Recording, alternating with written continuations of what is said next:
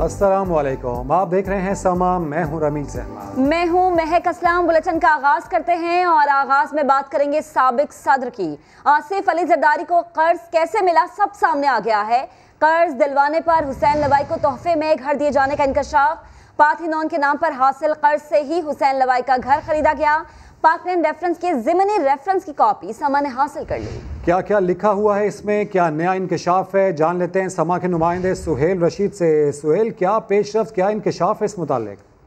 जी देखें, ज़िमनी रेफरेंस में रमीज नया इंकशाफ ये सामने आया है कि आसिफ अली जरदारी की जो मुबैना फ्रंट कंपनी है, जिसको नैब के रेफरेंस में ये कहा गया था पहले रेफरेंस में कि कर्ज दिलवाया गया और इसमें मामलत की थी हुसैन लवाई ने, जो कि खुद निजी बैंक के मालिक थे। अब ये इंकशाफ सामने आया कि हुसैन लवाई को इन खिदमात के एवज में एक घर का तोहफा दिया गया था कराची में, जो उन्होंने अपनी अहलिया के नाम पे रखा था। और ये घर की रकम से खरीदा गया था, जो कि पार्थिनॉन नामी पार्क लेन की फ्रंट कंपनी के नाम पर हासिल किया गया था। तकरीबन 4 अरब रुपए के कर्ज का ये केस था।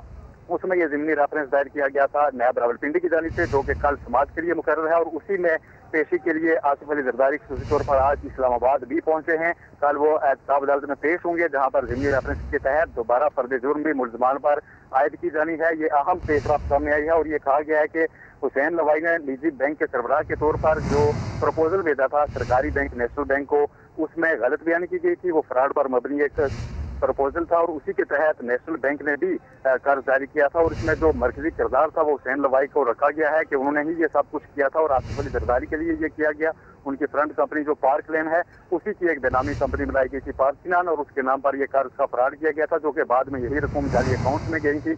ये ज़िमनी रेफरेंस है जिसमें नए जो है वो इल्जामात लगाए गए हैं और नए इंकशाफात इसमें सामने आए हैं। ठीक है सुहेल, साथ रहिएगा, इसी पर मजीद बात करेंगे, तज्जिया हासिल करेंगे। सीनियर तज्जियाकार खालिद अजीम साहब हमारे साथ मौजूद हैं। खालिद साहब, पार्कलैंड और ज़िमनी रेफरेंस में नए से नए इंकशाफात सामने आ रहे हैं। पीपल्स पार्टी तो इल्ज़ामात में बुरी तरह फंसी नजर आ रही है, क्या कहेंगे आप? जी बिल्कुल, आपने सही कहा। ये सबसे ज़्यादा मुश्किल रेफरेंस मेरे ख्याल में बनता जा रहा है। और इसमें सबसे इम्पोर्टेंट चीज़ ये है कि नेशनल बैंक जिससे ये कर्जा दिया गया था पार्थिनॉन कंपनी के नाम पे, उसके जो 2 साबिक सदूर हैं, वो अली रजा और कमर हुसैन, वो वादा माफ गवाह बन चुके हैं। और उनकी शहादत जो है वो कोलैबोरेट भी कर रही है उन अदालत शुमार से, जो कि इस वक्त नैब के पास दस्तियाब है। अब उसमें एक ज़्यादा बड़ा इंकशाफ यह है कि हुसैन लवाई, जो कि इसमें शरीक मुलज़िम हैं, वो एक मेन मुलज़िम के तौर पर सामने आ रहे हैं कि उन्होंने ये सारा कुछ जो किया था वो अपने माली बेनिफिट के लिए किया था। और वो माली बेनिफिट जो है वो उन्होंने एक मकान की शक्ल में, एक घर की शक्ल में हासिल किया, जिसको उन्होंने अपनी एहलिया के नाम से खरीदा था। और उसकी रकम जो है वो इसी पार्थिनॉन कंपनी से गई थी। और उसके एवज उन्होंने एक ऐसी रिपोर्ट तैयार की जिससे बुनियाद बन सके उनको आसिफ जरदारी की जो कंपनी है पार्थिनॉन, उसको कर्जा मिलने की। और वो कर्जा जो है वो इस वक्त डूबा हुआ कर्जा है, वो एक फ्रॉड हुआ उस बैंक के साथ।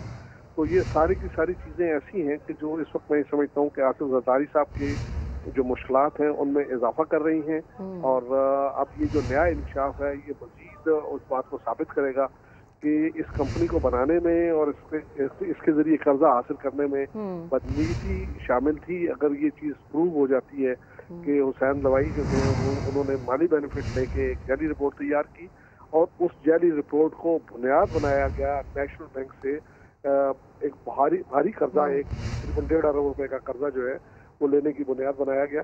तो इस लिहाज से ये कहा जा सकता है कि अगर कल इस पर फर्द जुर्म आयद होती है तो यकीनी तौर पे शायद कोई जो उसमें शहादतें हैं उनकी फहरिस्त नहीं आ जाए। और इस सूरत में काफ़ी मुश्किलात। तो खालिद साहब, जैसे कि आप भी कह रहे हैं कि हमें इस तरह पीपल्स पार्टी इंतहाई मुश्किलात का शिकार नज़र आएगी, कानूनी नुक्ता नज़र से अगर देखा जाए तो फिर पीपल्स पार्टी के पास अब क्या ऑप्शंस रह जाएंगी? क्योंकि हमने देखा कि अदालतों से टाइम लेने में, वक्त गेन करने में पीपल्स पार्टी अच्छी खासी माहिर हमें नज़र आई है हमेशा से। तो जब रेफरेंस पे रेफरेंस बना, ये रेफरेंस में चीज़ें ऐड हुई, तो उसके बाद पीपल्स पार्टी के पास कानूनी ऑप्शंस क्या रहती है इस चीज़ को अदालत में चैलेंज करने में या अदालत में इस चीज़ पर वजाहत देने में? एक तो मैं माजरत के साथ ये इस लफ्ज़ जो है इसकी तस्हीह करना चाहूँगा। हमें पीपल्स पार्टी नहीं कहना चाहिए, स्पेसिफिक पर्सन्स जो हैं वो इसमें मुलव्विस है। और उसमें फरियाल तालपुर है, आसिफ जरदारी साहब हैं, या फिर उनके और कुछ जो साथी और हमदर्द हैं। तो उसमें पार्टी का नाम तो मेरे ख्याल में हमें लेना जो है वो शायद मुनासिब नहीं है। अलबत्ता ये जरूर है कि इससे पहले उन्होंने ये जो रेफरेंसेस हैं इनको लटकाया, तकरीबन 1.5 साल गुजरने के बाद भी जो है वो बड़ी मुश्किल से उनके ऊपर फर्द जुर्म आयद करने का मरहला आया, जो केस का स्टार्ट पॉइंट कहा जा सकता है।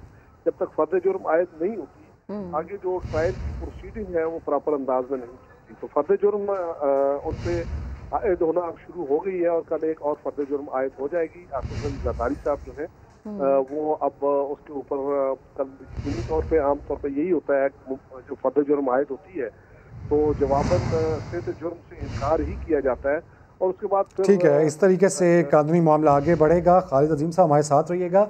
सीनियर तज्ज़ियाकार अदनान आदिल साहब भी हमें ज्वाइन कर चुके हैं। अदनान साहब, हम देख रहे हैं कि साबिक सदर आसिफ अली जरदारी के लिए पार्कलैंड रेफरेंस हो या ये दूसरा रेफरेंस हो, इसमें ज़िमनी रेफरेंस अब दायर किया जा रहा है, लेकिन हम देखते हैं कि पाकिस्तान पीपल्स पार्टी की जानिब से ये कहा जाता है कि नैब के पास सिर्फ वादा माफ गवाह हैं। तो आप क्या समझते हैं, नैब पर भी अब कितनी भारी जिम्मेदारी आयद होती है? कैसा इम्तिहान नैब के लिए भी है? बहुत सख्त इम्तिहान है, क्योंकि अगर ये किसी नतीजे पे नहीं पहुंच सका मंतकी अंजाम को, तो नैब की साख को बहुत नुकसान पहुंचेगा। और अमूमन ये होता है कि आसिफ जरदारी के केसेस में डिलेइंग टैक्टिक्स यूज़ किए जाते हैं और जो उसकी कार्रवाई है वो मौखिर होती चली जाती है। अब जबकि उनके पास नेशनल बैंक के 2 साबिक सदूर वो भी है कि वो वादा माफ़ गवाह बन गए हैं, कमर हुसैन हैं और सलीम रज़ा हैं, तो उनकी मौजूदगी में बज़ाहिर तो केस बहुत मजबूत है। और उनका ये कहना है आसिफ जरदारी का कि मैं पार्क लेन केस में जो है वो कंपनी में डायरेक्टर तो था, लेकिन 2008 में जब मैं वो बना सदर पाकिस्तान का तो मैंने उससे अलहदगी इख्तियार कर ली थी, लेकिन सिक्योरिटी एक्सचेंज कमीशन को हम ये नहीं बता सके। तो बहरहाल ये उनका दिफा है, लेकिन नैब के पास बज़ाहिर इतने सबूत मौजूद हैं कि उनके ख़िलाफ़ एक मजबूत केस बनता है। 1.5 अरब रुपए का मामला है जो नेशनल बैंक से लिया गया, फिर उसे वापस नहीं किए गए और सूद समेत वो रकम जो है 3.25 अरब रुपए तक पहुंच गई। उसमें उनके जैसे जिन लोगों ने उनको मदद की, जैसे हुसैन लवाई, उनके ख़िलाफ़ भी अब रेफरेंस आ गया है कि उनको रिश्वत के तौर पर एक कोठी देकर दी गई और उसी रकम से लीकर दी गई जो नेशनल बैंक से रिस्ट्रक्चरिंग के लिए उनको पैसे जारी किए गए थे।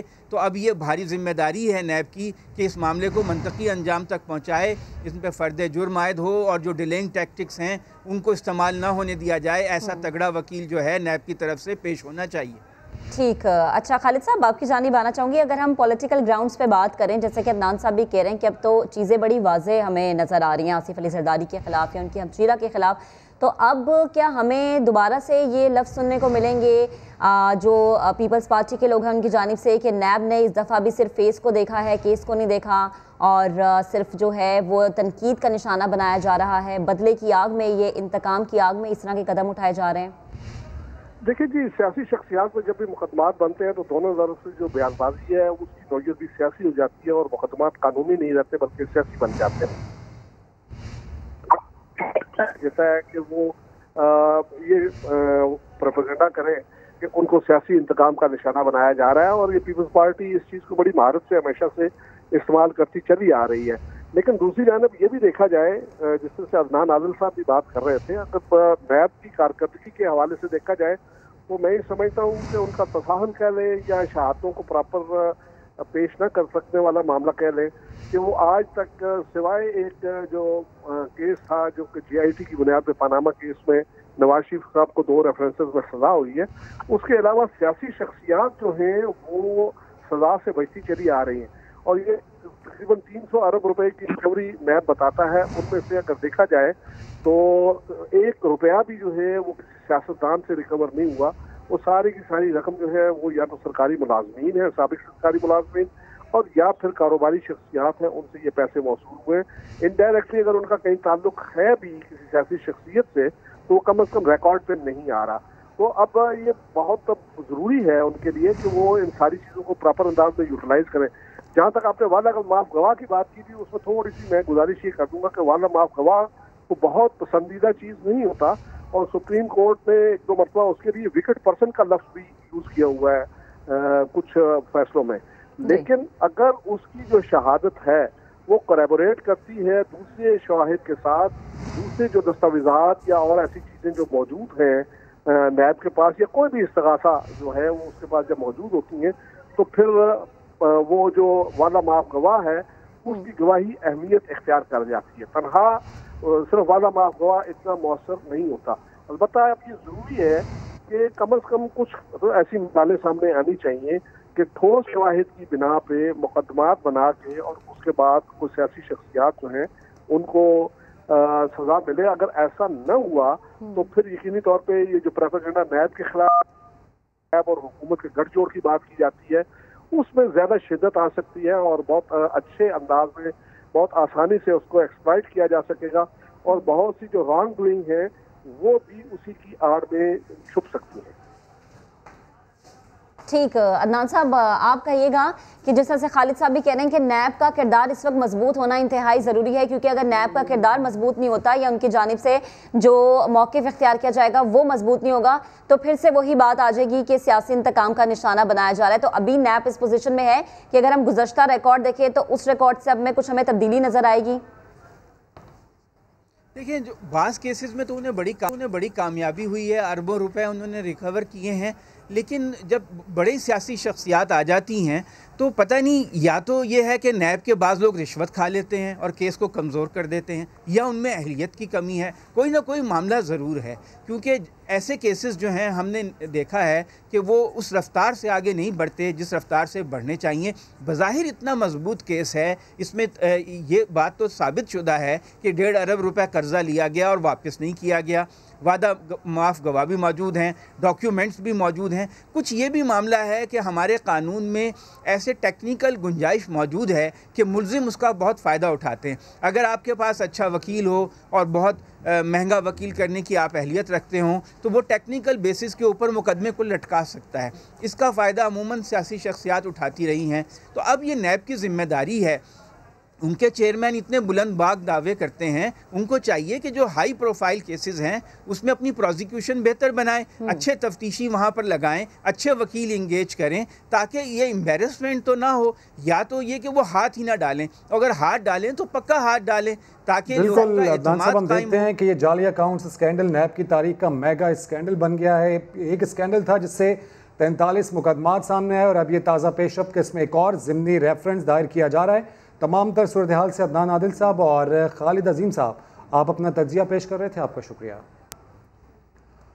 साबिक सदर आसिफ अली जरदारी इस्लामाबाद पहुंच गए हैं। आसिफ जरदारी एयरपोर्ट से जरदारी हाउस के लिए रवाना हो गए। मजीद बात करेंगे अपने नुमाइंदे संजय साधवानी ने हमें ज्वाइन किया। संजय कहिएगा, साबिक सदर के हमरा कौन कौन मौजूद है, क्या शेड्यूल होगा उनका? जी बिल्कुल, आसिफ भुट्टो जरदारी साबिक सदर के हमरा है। साबिक सदर आसिफ अली जरदारी कराची से इस्लामाबाद एयरपोर्ट पहुंच गए हैं। एयरपोर्ट से वो बिलावल रात जो है तरफ रवाना हुए हैं। आसिफ जरदारी कल अदालत में पेशी के मुतालिक कानूनी टीम से मुशावरत करेंगे। एहतसाब अदालत में कल साबिक सदर को तलब कर रखा है। 3 अहम मुकदमात की कल समाअत होनी है। तोशा खान रेफरेंस समेत जो अहम मुकदमात हैं, जाली अकाउंट रेफरेंस समेत जो दीगर मुकदमात हैं, उनकी कल अदालत में सुनवाई है, जिसकी वजह से साबिक सदर आसिफ अली जरदारी कराची से इस्लामाबाद पहुंच गए हैं। आसिफ भुट्टो उनके हमरा हैं और अब कुछ ही देर के बाद कानूनी टीम से मुशावरत करेंगे और कल पेश होने के मुतालिक जो है वो राय अमल तय करेंगे।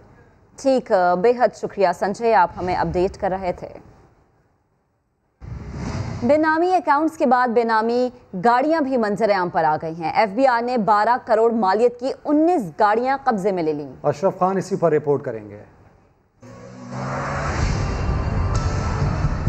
कराची में एफबीआर का बड़ा एक्शन। बेनामी अकाउंट्स के बाद बेनामी गाड़ियां भी मंजर आम पर आ गईं। एफबीआर के बेनामी जोन कराची ने कार्रवाई करते हुए 19 गाड़ियां कब्जे में ले ली। ये गाड़ियां एक्साइज एंड टैक्सेशन सिंध में रजिस्टर्ड हैं, जो असल मालिकान ने मुलाजमीन या किसी और के नाम ली। बेनामी गाड़ियों में BMW, मर्सिडीज बेंज, 4x4 और दीगर शामिल हैं। 19 गाड़ियों के असल मालिकान को 7 रोज में एफबीआर से राब्ता करने की मोहलत दी है। मालिक सामने न आया तो एफबीआर कानून के तहत गाड़ियां फरोख्त करके रकम कौमी खजाने में जमा करा देगा। अशरफ खान, समा, कराची। और अब बात करते हैं बुज़दार सरकार की, जिसमें 5वें IG की भी छुट्टी कर दी गई। CCPO लाहौर की तैनाती से शुरू होने वाला तनाज़ा शुएब दस्तगीर को घर भेजने का सबब बना। इनाम गनी को पंजाब पुलिस का नया सरबराह बना दिया गया। शुएब दस्तगीर को सेक्रेटरी नारकोटिक्स कंट्रोल डिवीजन तैनात कर दिया गया। पुलिस अफसरों की हमायत काम आई, ना वजीर आजम और वजीर आला से मुलाकातें। मातहत जीत गया, पंजाब पुलिस का सरबराह हार गया। बुज़दार सरकार ने शुएब दस्तगीर को तब्दील कर दिया, इनाम गनी नए IG पंजाब तैनात। तनाज़ा उस वक्त शुरू हुआ जब IG पंजाब की मर्जी के खिलाफ उमर शेख को CCPO लाहौर तैनात किया गया। शुएब दस्तगीर ने न सिर्फ अपने तहफ़्फ़ुज़ात से वज़ीर आज़म और वज़ीर आला को आगाह किया, बल्कि काम जारी रखने से भी माजूरी जाहिर कर दी। वज़ीर आला उस्मान बुज़दार ने आज ही ये तनाज़ा हल होने की खबर सुनाई थी। मेरी मुलाकात हुई है, ये तमाम जो इशूज़ हैं इन सब के ऊपर हमारी नज़र है, तो इंशाल्लाह बिल्कुल अच्छा होगा। इससे कबल सेंट्रल पुलिस ऑफिस में पुलिस ऑफिसर्स एसोसिएशन का इजलास हुआ, जिसमें एडिशनल IGs, DIGs और SSPs ने शिरकत की। अफसरों का कहना था कि बेज़ाब्तगी और हुक्म अदूली पर कार्रवाई होनी चाहिए। अगर CCPO IG का हुक्म नहीं मानेगा तो लाहौर पुलिस भी CCPO का हुक्म नहीं मानेगी। CCPO उमर शेख अपने से मंसूब एक बयान की वजाहत पेश करने के लिए सेंट्रल पुलिस ऑफिस पहुँचे। ज़राए के मुताबिक एसोसिएशन ने ज़वाबित की खिलाफ वर्जी पर उन्हें सजा मिलने तक इजलास में शिरकत से रोक दिया। दूसरी तरफ नए CCPO की तैनाती के रोज से शुएब दस्तगीर अपने दफ्तर भी नहीं गए। साबिक IG पंजाब शुएब दस्तगीर का रद्द-ए-अमल भी सामने आ गया। कहते हैं CCPO लाहौर की तैनाती पर एतराज नहीं था, लेकिन उमर शेख के खिलाफ नज़्म ज़ब्त की कार्रवाई होने तक काम नहीं कर सकता था। इसी पर अपडेट्स हासिल करेंगे समा के नुमाइंदे जहांगीर खान से। जहांगीर, मजीद क्या मौक़िफ़ सामने आया शुएब दस्तगीर का? शुएब दस्तगीर का ये कहना था कि वो उमर शेख की तैनाती पर उन्हें कोई मसला नहीं था, लेकिन उमर शेख जो कि CCPO लाहौर है उनके बयान पर उन्हें एतराज था, जिस पर उन्होंने वज़ीर आला पंजाब को आगाह भी किया था और इस बयान पर उनके खिलाफ कारकर्दगी और नज़्म ज़ब्त की कार्रवाई जब तक नहीं होती उस वक्त तक वो काम जारी नहीं रख सकते थे। इसलिए वो अपने दफ्तर भी नहीं आए और उन्होंने मजीद काम करने से माजरत की थी।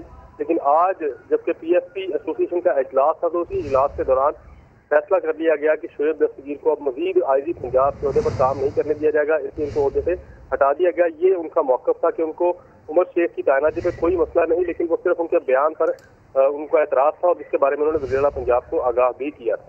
जी ठीक है, अपडेट्स के लिए शुक्रिया जहांगीर। वज़ीर आला पंजाब सरदार उस्मान बुज़दार का कहना है सूबा एक ज़ाबते और कानून के तहत चलता है, दुनिया का निज़ाम चलता रहता है, कोई आता है कोई जाता है। नए IG की अव्वलीन तरजीह सूबे में अमन व अमान का क़याम होना चाहिए। चीफ एग्जीक्यूटिव की मर्जी के बगैर सूबे का कोई काम नहीं होता।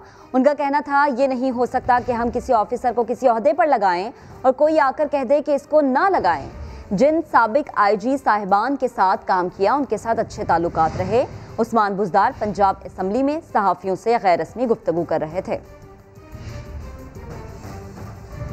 वज़ीर आज़म इमरान खान ने वफाकी काबीना के इजलास में साबिक IG पंजाब की कारकर्दगी पर तहफ़्फ़ुज़ात का इज़हार किया। कहा उनकी नीयत पर शक नहीं, लेकिन मसला डिलीवरी का है।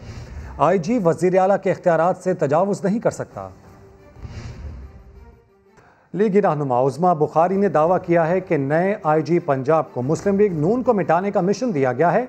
हुकूमत ने पुलिस अफसरान को पैगाम दिया है कि जो सियासी इंतकाम का एजेंडा लेकर आगे नहीं चलेगा उसे जाना होगा।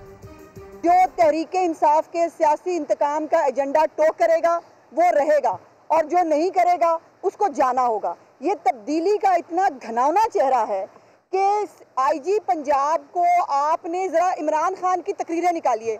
जब IG को चीफ सेक्रेटरी को लाते हैं तब उनकी शान में क्या कसीदे पढ़ते हैं, और जब उनको भेजा जाता है इतनी तकलीफ़ और ज़िल्लत अमेज़ तरीके से भेजा जाता है कि मैं आज कहना चाहती हूँ, मुझे खौफ ये है कि आज जो मैं देख रही हूँ, जो रिपोर्ट्स आ रही हैं कि पंजाब पुलिस के अंदर बाकायदा तौर पर 2 ग्रुप्स जो हैं वो तश्कील पा गए हैं कि एक IG को जो जल्लाद की शक्ल में PMLN के लिए प्लांट किया गया है, जिसको सिर्फ ये काम दिया गया है कि उसने PMLN का सफाया करना है और वो इस वादे के साथ आया है कि वो PMLN का सफाया करेगा।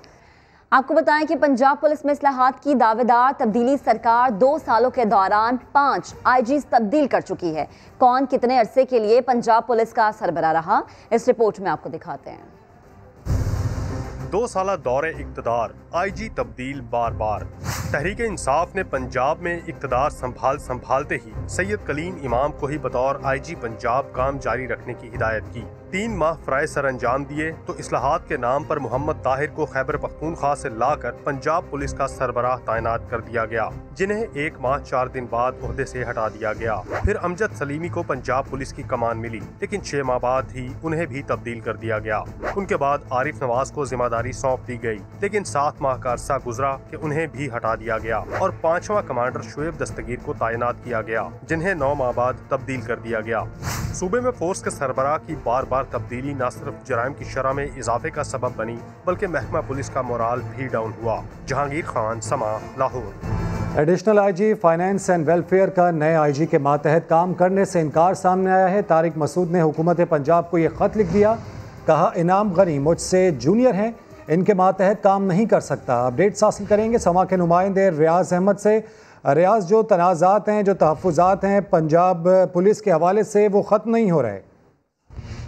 जी बिल्कुल, अभी पहला तनाज़ा ख़त्म नहीं हुआ था कि ये नया पंडोरा बॉक्स खुल गया है, जिसमें जो है वो additional IG finance and welfare Tariq Masood Yasin ने एक हुकूमत पंजाब को ख़त लिखा है, जिसमें उन्होंने कहा है कि चूँकि नए IG पंजाब तैनात हुए हैं इनाम गनी, वो उनसे जूनियर हैं, वो उनके मातहत काम नहीं कर सकते। उन्होंने सारी उम्र इज्जत और वक़ार के साथ काम किया है। ताहम उन्होंने हुकूमत पंजाब से दरख्वास्त की है कि उन्हें यहाँ तो फौरी तौर पर यहाँ से जो है वो तब्दील कर दिया जाए, इसलिए कि चूँकि ये नए IG जो हैं वो उनसे जूनियर हैं और उनके मातहत वो काम नहीं कर सकते। ये उन्होंने मौक़िफ़ इख्तियार किया है अपने ख़त में, जो उन्होंने हुकूमत पंजाब को भेजा है। जी, अपडेट्स के लिए शुक्रिया रियाज। आगे बढ़ते हैं। बिलावल भुट्टो जरदारी ने सुप्रीम कोर्ट से पैसा मांग लिया। नो कोर्ट में मौजमे से खिताब करते हुए कहा, जितना बंदोबस्त कर सकते थे कर्ज का बंदोबस्त कर लिया, मजीद ताउन की जरूरत है, विफाक को मदद करना पड़ेगी, सिंध को इसका हक ना मिला तो छीन कर लेंगे। जितना बंदोबस्त कर सके कर्ज का बंदोबस्त किया है, मजीद जरूरत है। हमने पार्टी को भी कहा है, वफाक से अपील किया है, सोच से अपील किया है, NDMA से अपील किया है कि ये हमारा आवाम की जरूरत है। इस मुश्किल वक्त में हम आपका NSC का हिस्सा भी छीन के रहेंगे, आपका हक PTI सरकार से छीन के रहेंगे।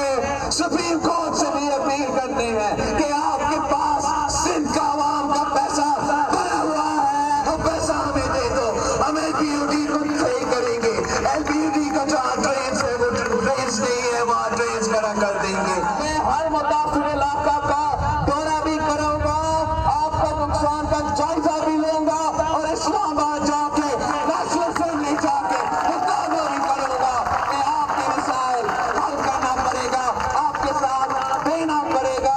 बिलावल भुट्टो की शाहाना सवारी मीरपुर खास पहुंची तो मंजर दीदनी था। जाले चेयरमैन के काफिले में double cabin, land cruisers, Corolla, police मोबाइलें और एम्बुलेंसेस समेत 50 गाड़ियां तो वो थी जिन्हें गिन लिया गया। जो गाड़ियां गिनी ना जा सकीं वो इसके अलावा हैं।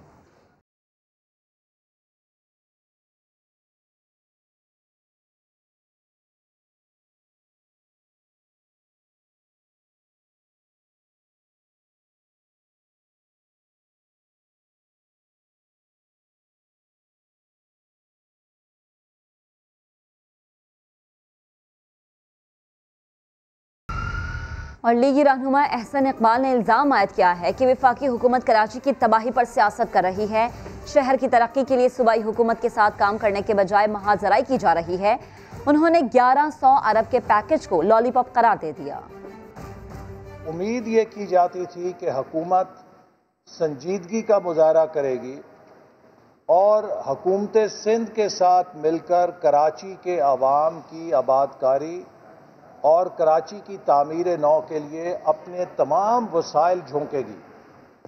लेकिन आपने ये देखा है कि चंद दिनों से वफाकी हुकूमत कराची की तबाही के ऊपर भी सियासत कर रही है। वज़ीर आज़म साहब ने 5 घंटों के लिए कराची को हाथ लगाया और वापस आकर सिंध हुकूमत के साथ एक नई जंग शुरू कर दी और 1100 अरब का एक मफरूज़ों पे मबनी पैकेज का ऐलान करके उन्होंने कराची के अवाम को एक लॉलीपॉप देने की कोशिश की है। वज़ीर इत्तलात शबली फराज इस्लामाबाद में इस वक्त प्रेस कॉन्फ्रेंस कर रहे हैं। तखमीने देगी और नुकसान का अंदाज़ा लगाएगी, तो वहाँ के लोकल MNAs MPAs से मिलकर हम वहाँ पे भी अपनी जो वफाक जो भी कर सकेगा वो ज़रूर करेगा। उसके बाद जो और डिटेल्स हैं जिसकी कि आपको मैं दे दूँगा ये सारी डिटेल। उसके बाद ये ज़ाहिर मीडिया के बकायाजात के बारे में बात हुई कि वो 1.1 अरब के करीब जो है तो वो हमने मीडिया हाउस के जो बकायाजात थे वो हमने अदा कर दिए हैं। तो इंशाल्लाह आगे के लिए भी एक ऐसा तरीक़ाकार बनाए जिसमें कि ये वाजिबात रेगुलरली एक तरीक़ाकार इंफॉर्मेशन लिस्टें बनाए जिससे कि ये जमा नहीं होंगे। और हम यही उम्मीद करेंगे कि जिन इदारों को पैसे मिले हैं, कोई बकायाजात हुकूमत के ज़िम्मे नहीं हैं, तो उन्होंने जो भी तनख्वाहें देनी है अपने एम्प्लॉइज़ को वो ज़रूर दें, उनको देना चाहिए। क्योंकि अपने जो भी मीडिया हाउसेस हैं, चाहे वो प्रिंट मीडिया हो या वो इलेक्ट्रॉनिक मीडिया हो, वहाँ के जो एम्प्लॉइज़ हैं उनका वो असल रुए रवां वो होते हैं, तो उनको उनकी तनख्वाहें कम अज़ कम ये उनका हक भी बनता है और ये उनको ज़रूर मिलनी चाहिए। उसके बाद काबीना में जो ज़ायरीन की सहूलत के लिए वो जो कि मुख्तलिफ़ ज़ियारतों पे जाते हैं या मुख्तलिफ़ उनका ताल्लुक़ होता है मुख्तलिफ़ मसलक से, तो उनके लिए एक फेरी सर्विस का भी एक इजरा किया गया है जिससे कि वो इस फेरी सर्विस के ज़रिए मुख्तलिफ़ ज़ियारत पे जा सकेंगे। और उसके लिए चाहे वो गवादर पोर्ट हो, पोर्ट दूसरी जो भी पोर्ट्स हैं उस पर कस्टम्स का और इमिग्रेशन का वो एक तरीक़ाकार बनाया गया है जो कि हमारी पोर्ट एंड शिपिंग की मिनिस्ट्री है, ये उनका इनिशिएटिव है और वो इसको देखेंगे। उसके अलावा जो दी गई उनकी जॉब के लिए एक्सटेंशन दी गई ओन अब्बास साहब से, क्योंकि उन्होंने बहुत ज़बरदस्त काम किया है अपने पिछले टेन्योर में, तो पूरी काबीना ने उनको खराज तहसीन भी पेश किया और उनकी टर्म को एक्सटेंड करने का अप्रूवल भी दिया। बैतुल माल के जो हेड हैं, उसके बाद जो national electric power regulatory authority है उन्होंने अपनी सालाना रिपोर्ट जमा कराई जिसमें कि बुनियादी तौर पे जो भी काम किए गए हैं, जो भी इस्लाहात की गई हैं पावर सेक्टर में, उसकी तफसीलात दी उस रिपोर्ट में। और साथ ही में जो ऐसे प्लांट्स जो कि इनएफिशिएंट प्लांट्स हैं उनकी बंदिश के भी अप्रूवल दी, क्योंकि तकरीबन 1479 मेगावाट के प्लांट्स हैं उनको फौरी तौर पे बंद किया जा रहा है, जबकि जो 1460 मेगावाट के प्लांट जिनकी कारकर्दगी ख़राब है सितंबर के 2022 तक उनको बंद किया जाएगा। उसकी तादाद कोई इस वक्त तो मेरे पास नहीं है, लेकिन ये टोटल मेगावाट जो हैं तो ये 4-5 ही हैं। अच्छा, एक और एजेंडा जो कि मेरा ख्याल है कि जो इस्लामाबाद के मकीनों के लिए अहम होगा वो ये है था कि 19 मई 2004 में जो जोन 3, 2 और 4 थे उनके जो बिजली और गैस के कनेक्शन थे वो उन्होंने बंद कर दिए थे, क्योंकि मुख्तलिफ़ वजूहात की वजह से जो अप्रूव्ड सोसाइटीज़ नहीं थी या जो अप्रूव्ड कंस्ट्रक्शंस नहीं थी तो उन पे गैस कनेक्शन की पाबंदी जो है तो वो अभी तक आयद है। तो प्राइम मिनिस्टर साहब ने कमिश्नर इस्लामाबाद और जो और ISCO के लोग हैं उनसे एक कमेटी बनाई है मिनिस्टर साहब की सरबराही में कि वो इन इक़दामात को क्या इक़दामात हम लें जिससे कि उसमें कुछ कानूनी वो हैं ऑब्स्ट्रक्शंस भी हैं, लेकिन उसको हल करने के लिए एक टीम बनाई गई, एक कमेटी सी बनाई है जिसमें कि उन लोगों के लिए ये पूरी कोशिश होगी कि उनको गैस और बिजली के कनेक्शन मिल सकें। दूसरी जो सबसे अहम बात थी वो थी कि प्राइम मिनिस्टर साहब, जैसे कि आपको पता है कि कल उन्होंने विज़िट किया था पनाहगाह का। प्राइम मिनिस्टर इमरान खान जो है उनके हमेशा दिल के बड़े करीब रहा है इस किस्म के जो काम हैं, उसमें उन्होंने जो गरीब लोग हैं, जो कि नादार लोग हैं, जो कि जिनके पास रहने की जगह नहीं है, जो सड़कों पे सोते थे, जो मज़दूर आते थे, उनको एक बाइज़्ज़त और एक मयारी जगह फराहम करने के लिए उन्होंने कहा कि ये चीज़ जो है इसको हमें पूरे मुल्क के तूल अर्ज़ में हमें फैलानी है। और इसमें चूँकि ये तो जो कल गए थे ये तो गवर्नमेंट इसको चला रही है, लेकिन कई पाकिस्तान में ऐसे मुखय्यर हजरात हैं जो कि कई पनाहगाहों को अडॉप्ट कर सकते हैं। तो ये जो कल्चर है इसमें जिसमें कि गरीब लोगों के साथ वो उनको वो सहूलियात दी जाएं जो कि जिससे कि वो महरूम हैं, और बाइज़्ज़त तरीके से उसका जो मायार है उस पर भी प्राइम मिनिस्टर साहब ने बड़ी ज़ोर देकर कहा कि उसका जो मायार है उसमें कैमरास लगे होंगे कि किसी के साथ कोई बदतमीज़ी ना हो, और जो मायार है खाना है सब कुछ वो उसका एक मायार हो। तो उस पर बात हुई। उसके बाद जो डायरेक्टर हैं उसके SECP के जो कि आपके एक्स कलीग भी रह चुके हैं, साजिद गोंदल, उनकी गुमशुदगी और बाजियाबी के हवाले से जो भी कोशिशें की गई हैं, IG पुलिस को भी बुलाया गया था, सेक्रेटरी इंटीरियर भी थे, और उन्हें जो है तो यही कहा गया कि ये हमारी ज़िम्मेदारी है कि इस किस्म के वाक़यात ना हों, और उनको ये तलकीन की कि उनकी बरामदगी के लिए भरपूर कोशिशें की जाएं। और वज़ीर इत्तलात शिबली फराज प्रेस कॉन्फ्रेंस कर रहे हैं और इस मौके पर उनकी जानिब से कहा गया कि अंदरून सिंध की क्या क्या कहानियाँ सुनाएंगे। समझते थे कि सिर्फ कराची का हाल बुरा है, लेकिन अब सिंध के मामलात देख रहे हैं तो सूरत हाल मज़ीद गंभीर है। अब आपको बताएं, चेयरमैन पैमरा सलीम बेग का दौरा कराची केबल के जरिए इन हाउस CD चैनल्स पर फहश और गैर अखलाकी मवाद चलाने वालों के खिलाफ क्रैकडाउन का हुक्म दे दिया। YouTube या दीगर गैर कानूनी ज़राए से मवाद नशर करने वालों के खिलाफ सख्त कार्रवाई की भी हिदायत दे दी। पैमरा के रीजनल ऑफिस कराची में चेयरमैन मोहम्मद सलीम बेग को गैर अखलाकी मवाद और इंडियन चैनल्स के खिलाफ कार्रवाइयों पर ब्रीफिंग दी गई। चेयरमैन पैमरा ने मजीद सख्त कार्रवाइयों के लिए तमाम वसाइल बरूए कार लाने और अवामी शिकायत की जल्द समाअत के लिए सिफारिशात अथॉरिटी को भिजवाने की हिदायत कर दी। मोहम्मद सलीम बेग से पाकिस्तान ब्रॉडकास्टर्स एसोसिएशन के वफ़द ने भी मुलाकात की। कराची का तीसरा बड़ा हस्पताल माफियाज के शिकंजे में। अब्बासी शहीद अस्पताल में खवातीन को हिरासा करने का तहलका-खेज इंकिशाफ। अब्बासी शहीद में करप्शन की कहानी पहली बार अपनी डायरेक्टर की ज़बानी। ये सब कुछ आप देख सकेंगे प्रोग्राम 7 से 8 में। अब से कुछ देर बाद आपको दिखाएंगे कि कराची का तीसरा बड़ा अस्पताल कैसे माफियाज के शिकंजे में आ गया। अब्बासी शहीद अस्पताल में खातीन को हिरासा करने का तहलका खेज इंकशाफ। तमाम तर तफसीलात अब से कुछ देर बाद आप प्रोग्राम 7 से 8 में मुलाहिजा कर सकेंगे। नायब आसिफ अली जरदारी की एहतसाब अदालत में पेशी के मौके पर वजारत दाखिला से इजाफी सिक्योरिटी तलब कर ली। इसी पर अपडेट्स भी हासिल करेंगे। फिल वक्त आपको बताएं कि नायब आसिफ अली जरदारी की एहतसाब अदालत में पेशी के मौके पर वजारत दाखिला से इजाफी सिक्योरिटी तलब कर ली है। कुल 5 रेफरेंसेस की अहम समाअत होना है। नायब का वजारत दाखिला को ये ख़त लिखा गया है और नायब मुलाजमीन के लिए दफातर के बाहर भी सिक्योरिटी का इंतज़ाम किया जाए। प्रोसिक्यूशन टीम के लिए नैब ने रेंजर्स की सिक्योरिटी मांग ली। साथ ही साथ इस ख़त में ऐसा भी दर्ज है कि प्रोसिक्यूशन टीम को दफ्तर से अदालत तक सिक्योरिटी फराहम की जाए।